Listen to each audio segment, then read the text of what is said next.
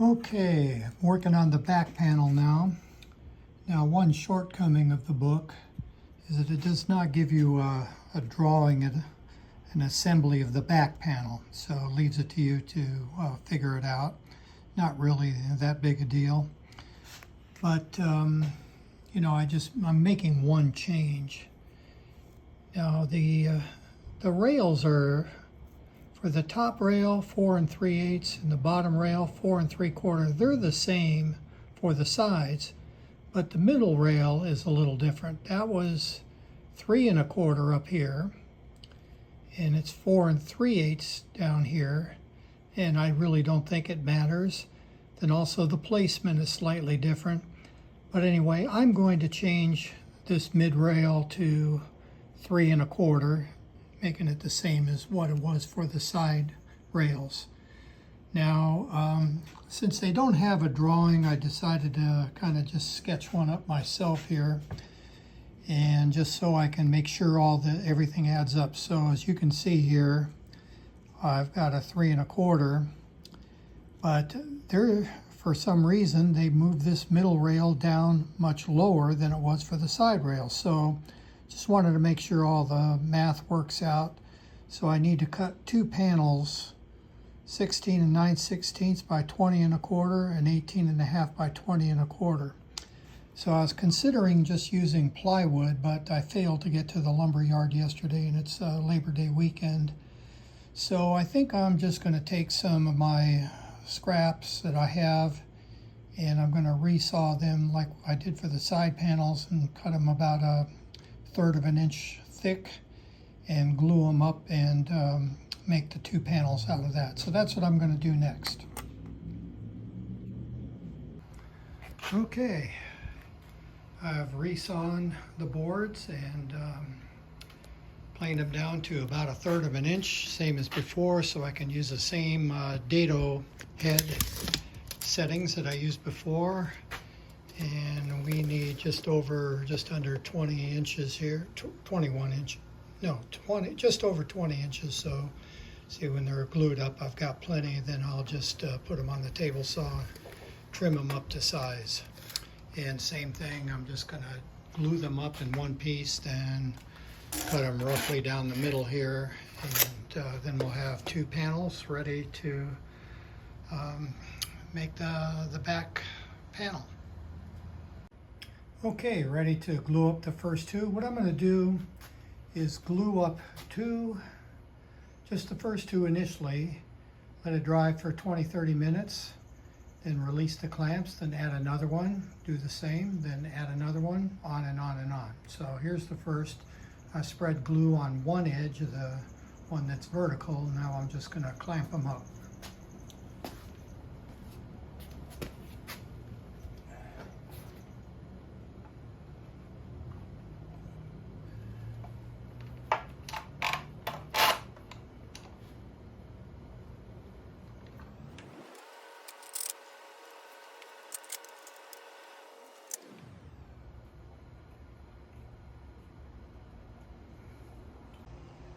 Well, I don't know who's going to watch this video, but I suppose I should just talk about some of my equipment here. Again, I'm an amateur woodworker. Been doing this for about 40 years, basically since we bought this house. It's an old 1912 Craftsman style. But let me tell you a little bit about the equipment I have here. This is my table saw, Craftsman contractor saw, and I do have an auxiliary. The fence that's on it is a Delta fence that I installed. Not that I was unhappy with the old fence, but I dropped it and broke it. So, but the Delta is a really nice addition. So I've had this for, who knows, 35 years. I guess the oldest piece of equipment I've got here is the radial saw that is now built into my workbench. So again, a radial saw is a little kind of obsolete. I mean, it'd be better if I had built in a nice, I forget what they call it, but just a chop saw that you know, it can work like a radial, but it's just much easier to change the angle and stuff. But that was my first tool, and it's very versatile, but I just use it for making cross cuts now and a couple of miter cuts. So I have an old drill press here that I got from my neighbor really cheap. It's functional, it still works pretty good. Then I have this nice old Makita planer that is pretty old, but it's really heavy duty, all cast iron, except for the base, you know, but it works pretty good. It's hard to get parts for it now too. Couldn't even buy blades for it, but we'll figure something out. And as I think I mentioned before, my Delta bandsaw, which is relatively new to me, even though it's a really old unit, but it's all tuned up and it just works really, really well. And of course I have our router table here. And what else? I've got that over on the workbench there, mortise machine. So I've got some other couple of things tucked away here and there that I break out every now and then, but that's basically it. I mean, I've bought these things over the years, and every time I start a project, I buy one more tool, so I have a lot of power hand tools and slowly converting over to Makita tools now, just with the battery powered. So anyway, again, if you're an amateur woodworker, you can do a lot by hand or, you know, with the machines. And you don't really need fancy stuff. I mean, a lot of this stuff was bought used and at yard sales and stuff, and just take a little time to tune it up and get it aligned properly, and it works really well. Okay, so now this is the final piece of the glue up for the back.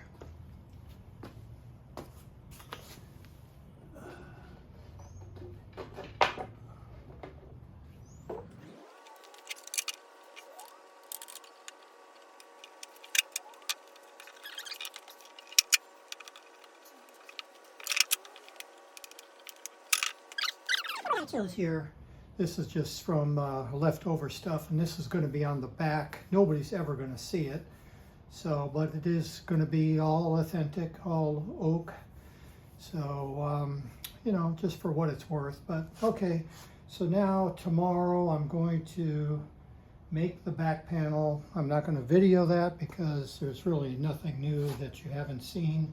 It's the same process as I did with the sides. So I'll just do that, and we'll come back after that's done.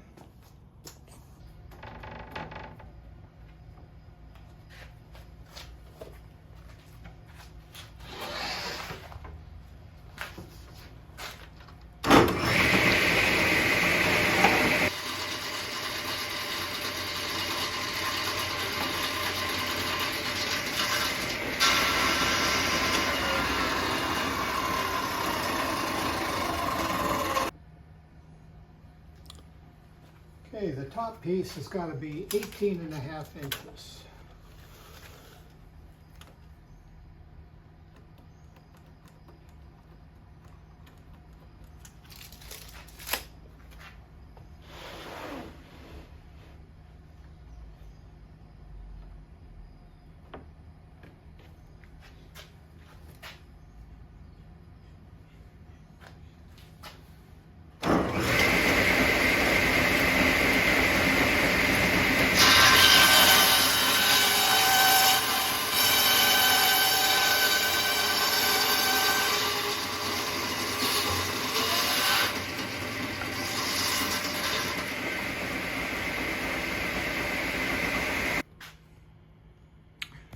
Okay, next up is to, you know, just cut the tongue and grooves here and the stiles and rails.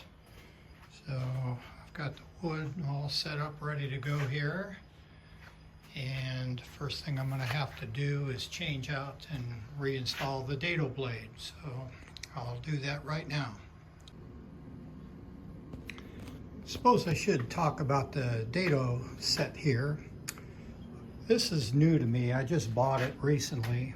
This is a nice Freud set, not cheap, but I've had inexpensive dado sets before and just never really happy with them.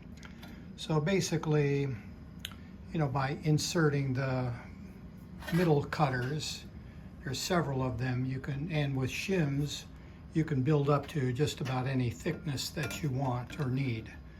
So just using this one in between the two outside cutters gave me the thickness that I needed to just perfectly you know, satisfy the 1/3 inch inserts that I have, and there's the ones that I'm working with right now. Anyway, this Freud makes a really nice cut, so just about to install it, but so far so good. I'm really happy with it. And okay, I'll go ahead and install it and do the cuts.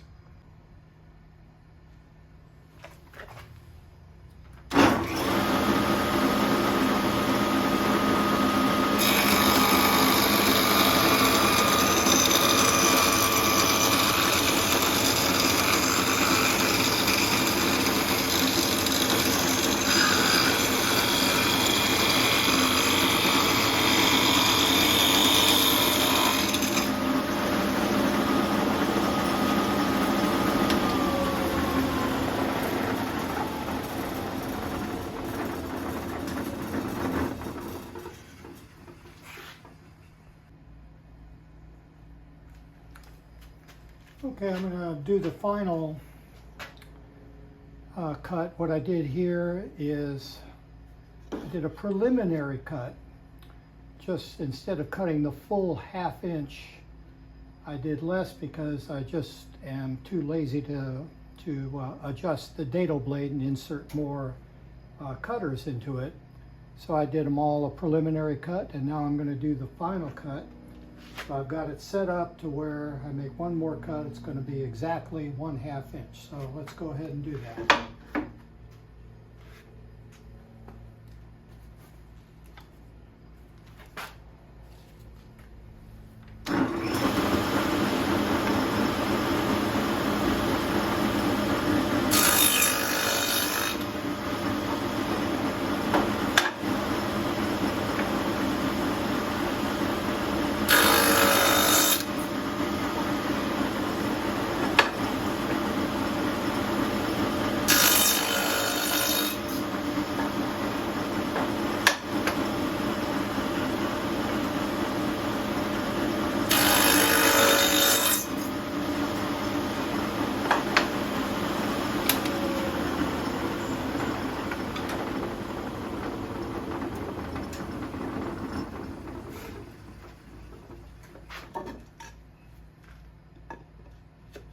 There you go.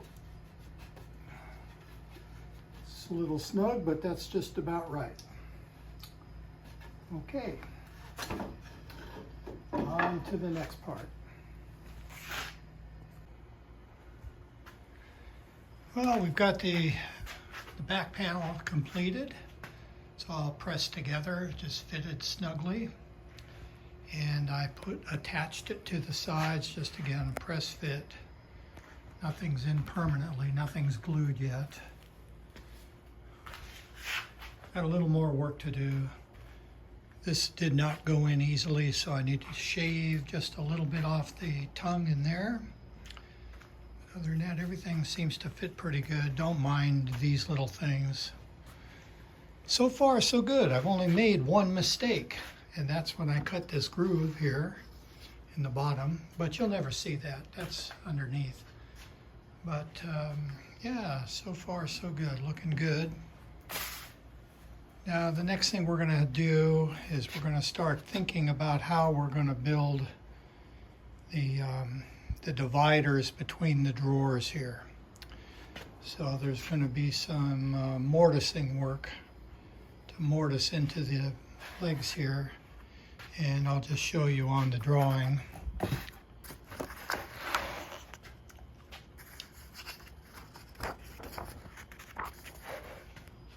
The drawing shows these mortises here, but it only shows them on the front. And when I look at, this is some of the challenges you have with drawings like this. When I look at the side section, and this is what this is this is looking from the side, and it's taking a cut, say an imaginary cut right down through, and looking at it to show you the pieces. Now, these pieces here, see this wood looking piece, those are the separators between the drawers. But it only shows them in the front. It doesn't show anything in the back. And I think you need to support, you know, what that would be then is a piece of wood right here, and that's got to support the entire drawer. But in my mind, we've got to go all the way to the back and have something that the drawer is going to sit on. Again, this is upside down, so the drawer will sit on the lowest one here. So this is where I think the drawing is a little bit deficient. I really don't know what the designer intended here, but I don't think that's good practice to just support the drawer in the front and not support it in the rear. Or maybe he just intentionally did that, and you, the builder, you figure it out yourself. So I'm going to think about this a little bit. And again, so far the plan is to cut mortises in here, but I don't know if I'm just going to do them in the back too, and we'll just see what happens here. I'm going to think about this before I make a final decision. Then we'll talk about that going forward. Well, while I figure out what I'm going to do for the drawer supports, might as well just take care of some other things. I haven't cut this piece yet, this front apron, so I'm going to just go ahead and do that next. So I found a board that is suitable. It's not quite, they're calling for 4 3/4, but this one is a little bit narrow. It's what is it, about roughly 4.5 inches, but it'll do. Doesn't have to be exact. So I'm going to go ahead and, since this is a ragged edge here, I'm going to go ahead and rip this. But I'm going to need my dado blade on the table saw, so I think I'm going to just rip this on the bandsaw. Just another really cool thing about a bandsaw, like for these shorter pieces like this, it's really easy to rip boards using the bandsaw. So we're going to just do that.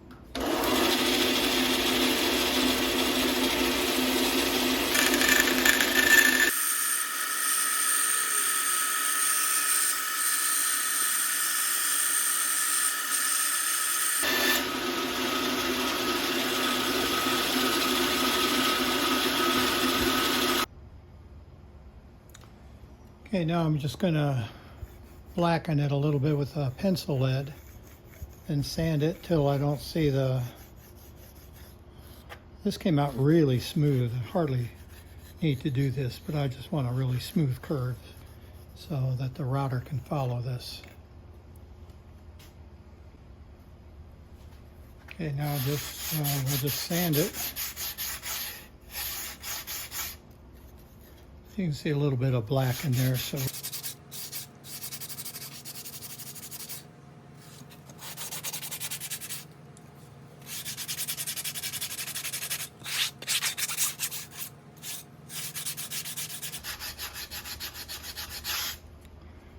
okay, I think that's going to give us a pretty smooth curve there.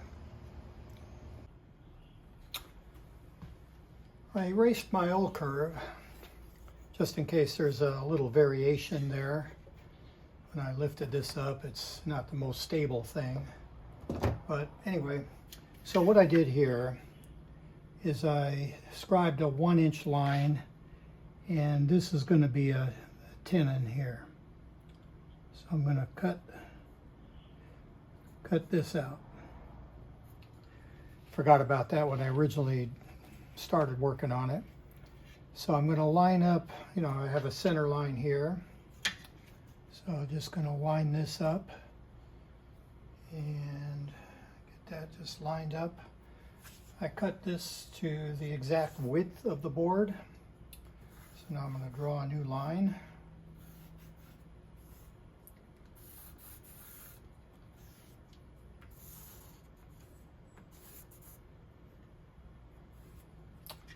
Okay, then just flip this over. Oops, I lost my reference.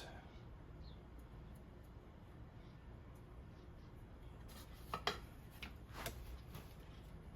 that lined up there.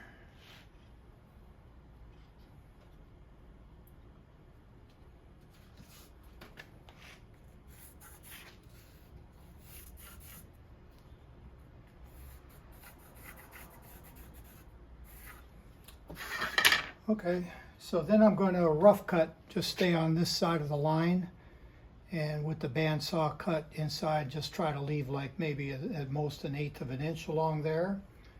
And we'll take the pattern, put it back on, and we'll stick it with double-sided tape on here, and then run the router with the bearing guide along there and just clean it up. Flip it over, do the same here, then I'll have my arch. But before I do that, I do have to cut the tenons. Now, this is going to be a little different. We're going to have to, I'm going to cut the mortises first and then match the tenon to the mortise. And it's not going to be the 1/3 of an inch anymore because I'm going to use the mortising machine. And so I'm going to cut that first to make sure we get the exact measurement. Looking at the drawing, you can see there is a slot. The mortise is cut into the legs. And you can see from the drawing, the original picture here, those are pinned. So the cut sheet calls for a 1-inch tenon. It's not a through mortise or a 1-inch mortise. So you can see here that the thickness is 1 7/16, and we're only going to penetrate 1 inch into here and then just pin it. So I'm going to use the mortising machine for that.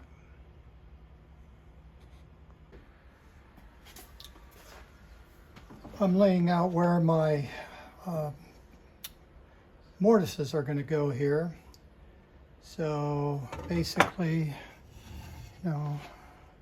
this is going to be offset 1/8 of an inch from the front edge, or I can show it on this side here.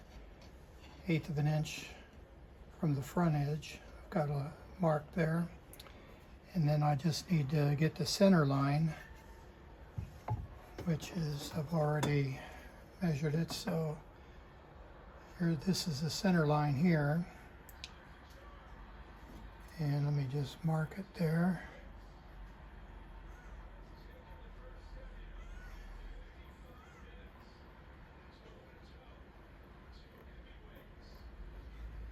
So then I'll just be chiseling this out with the mortise machine.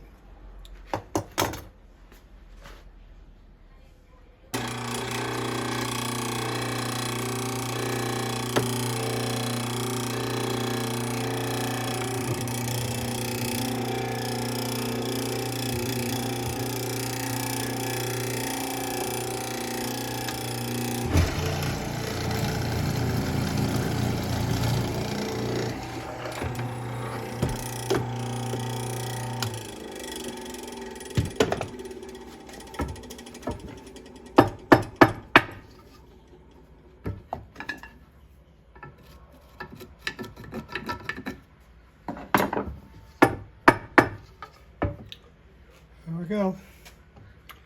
Clean that up with a chisel a little bit and do the other one, then we'll start cutting the tenons.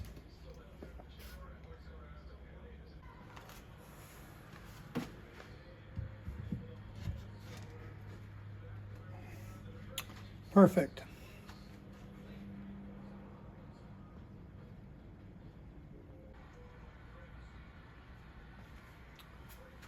Well, we're ready to go ahead and cut this curve. You see, I had roughed it in close to the line with the bandsaw.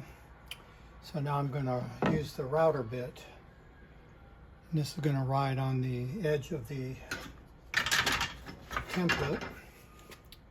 So, but just looking at it, there's a gap between the top of the bit and the edge of the cutter. So I'm going to have to raise this up a little bit. So I cut another piece just roughly on the bandsaw, and that's going to be held away from the line, and this will be right over the line so that the edge of the router is going to just catch this and the blade will cut against this. So we're going to put some double-sided tape on here on both pieces, and then we'll take it over to the router table, insert the bit into the router and cut it.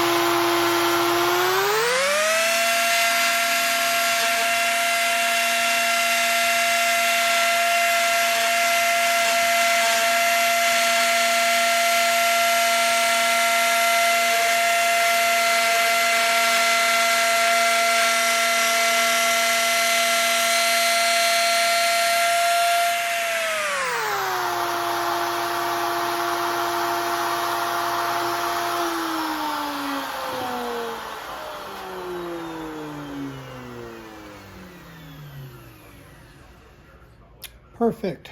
Doesn't even need to be sanded. Just we'll round the edge a little bit and we're good to go.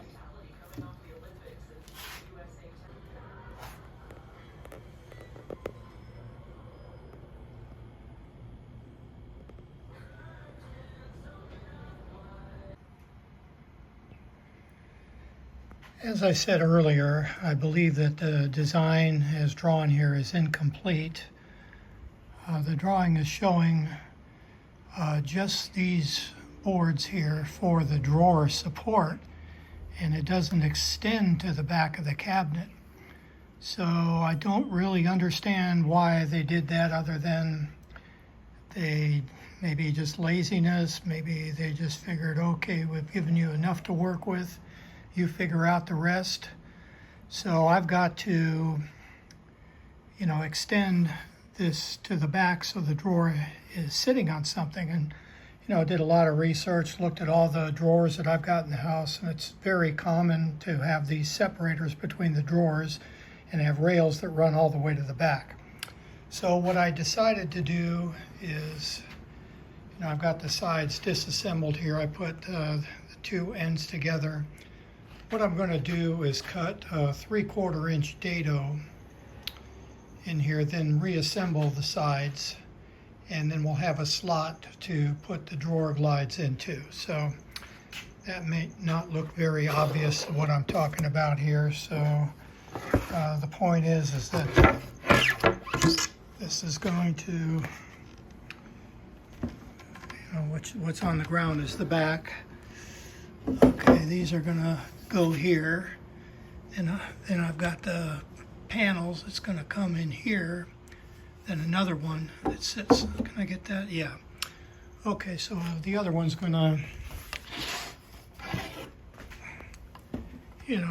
be up here like that with the panel in between. So I'll just cut those dadoes and have something to slide the drawer supports into.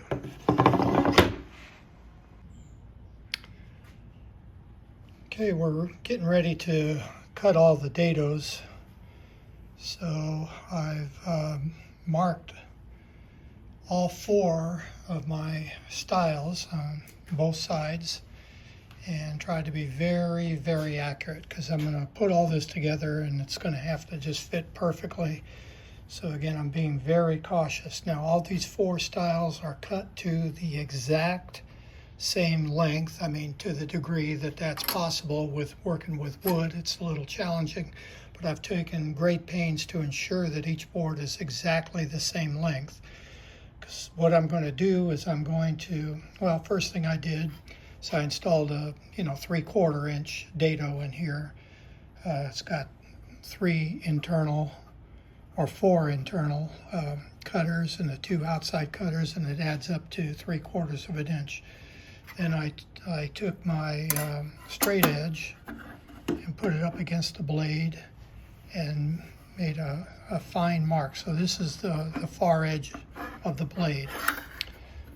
So then what I'll do is each of these boards, so I've made the marks where I need to cut, and I'm going to line up that and then move the fence over to make a stop. So all 4, when I'm going to do 4 cuts, 1 on each board, bring it right up to the stop so the 4 are exactly the same. I'm not going to rely on my eye to line it up there. I know when I hit against the bump stop that each cut will be exactly the same. So I'll do 1 pass here, then do all 4 boards, then I'll move the fence to the next stop and cut those. So in the end, I should have 4 identical, and when I glue it up with the panels in between, those 4, all those slots will be perfectly aligned, hopefully.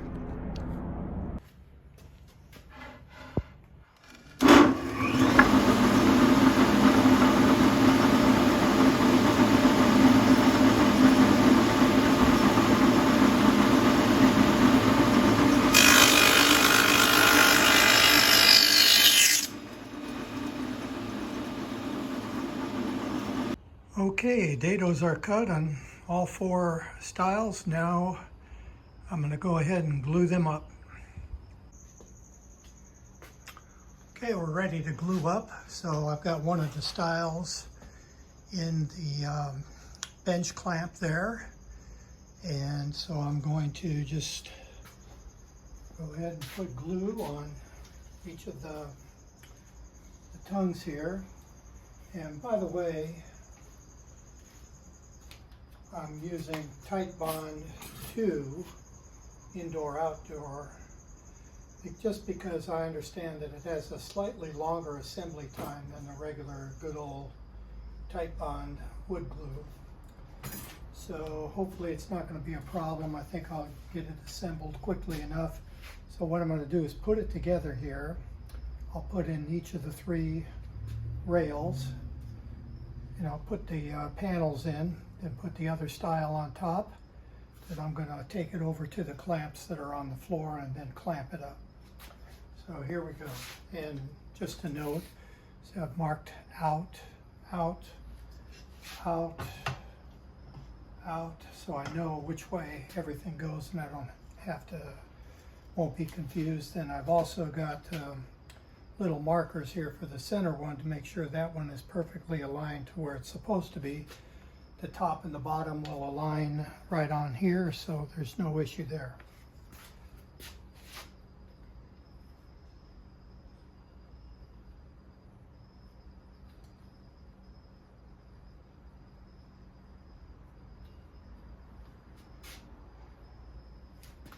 In fact, to make this go a little faster, I think I'm going to go ahead and put glue on all the tongues here, mortises first. And then I can just move everything together quickly.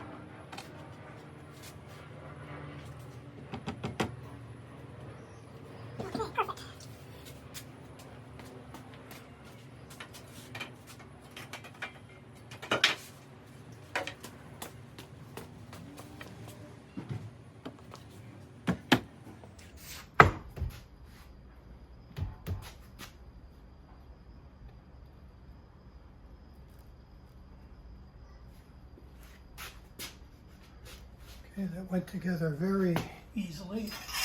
Just gonna check for square here. Dead on. Beautiful. Okay. Okay, so now we're just tighten up the clamps here.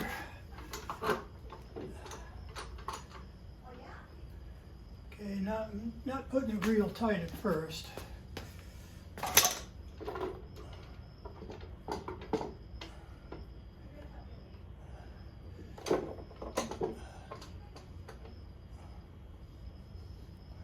Okay. Some of that excess glue.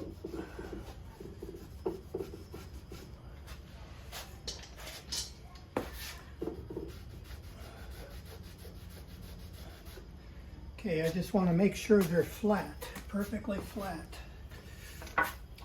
So I'm going to clamp these on.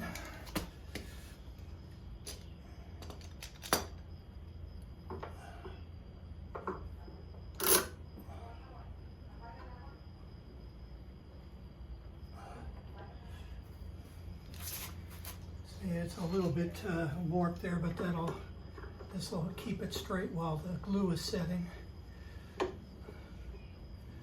There we go. Do the same over here.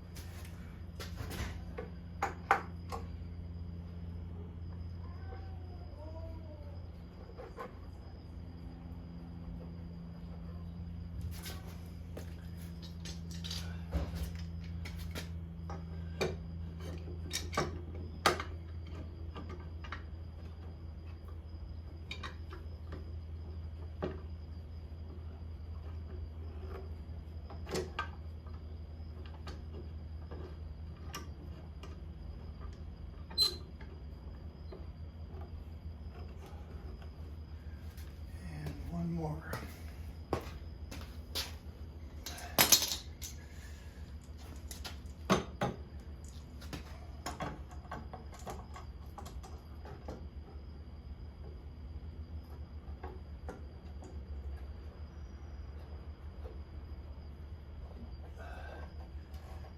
Okay, so now that's flat. Oops. I'll just snug up the clamps a little bit.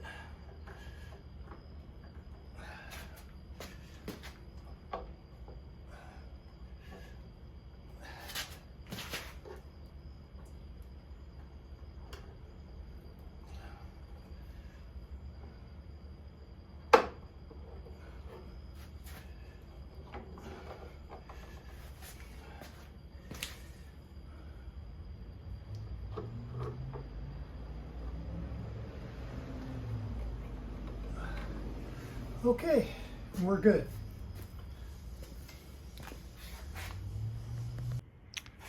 All right, a little complication here. You know, I cut these grooves before I glued it up, and I glued it up with the inside face away from me, and I didn't even notice that I have this interference here. So that's no big deal. So what I'm going to do, yeah, I've got one right here too. Not much. So what I'm going to do is I've got a flat bottom bit on the router, set up a fence, and I'm just going to trim this little bit off here, and we're good to go. Okay, the back panel and the side panels are glued up, and they're just press fitted into the corners. And just still trying to work out what I'm going to do about the drawer supports. So again, the book calls for mortises and tenons cut in here without any specific details as to dimensions or anything. And it also calls for like I think it's about a 4-inch wide board that is somehow supposed to be mortised in there. I think the original intent is that this part of it would be flat. But I wanted to support the rails, so I cut these dadoes in here. But now I have a dilemma on how to put all this together. So what I think I'm going to do is build a frame like this. So the drawers rest on this. Of course, this is the top. It's going to be down in here. And I want to get this all squared up because it's not really square right now. And then I'm going to use my mortising machine to cut a square mortise in here and make a tenon on here and put that in like that, and then this will, oops, line up flat. So the idea is I can put all these pieces in, and then I'll have the face frame. I could put in my drawer supports and then put this assembly together onto the side panels and have these meet up. So I may cut a tongue and groove in here to make sure that these things match up really nice. And I think that's going to be the way I'm going to go here. So wish me luck. I'm not really sure the best way to do this, but I think I'm going to start by just building the top frame and kind of stabilize this, get this squared up, and I'll cut the one mortise and tenon here on the top and then fit it together and kind of see how that goes before I go cut all the other ones. Now what I've done too, just in preparation, I've just marked each of these so I can, if I do cut the mortise, I can make sure it's lined up properly. When it all comes together, hopefully it's going to be perfect and all fit. It's going to be a bit of a struggle to put this face frame on with all these components to it. So it's a bit of a challenge. So, but I can't really think of a better way to do this. Now the other thing I think I mentioned is that the original design does not call for this piece on top.